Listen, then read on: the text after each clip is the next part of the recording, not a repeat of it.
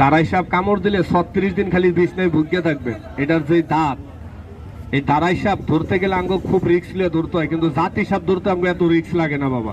কেন লাগে না জানেন? এই তারাই সাপটা যখন ধরি না, এই গামছাটা মোড়া দিয়ে খালি চোখটা ছায়া রাখে, ওই থাবা দিয়ে সাপটার আঙ্গ ধরতে হয়। কারণ এই তারাই সাপে যেভাবে খাবলা মারে, বোয়াল মাছের মতন হা করিয়া উঠে, আর যদি কামড় দেয় তাহলে গোস্ত ছিড়গেলায়। এই জন্য আমরা গামছাটা পেঁচে ধরি সাপটা। এই যে দেখেন, নাগিনী, সাপিনী, কালনাগিনী, বহুরূপী সাপ।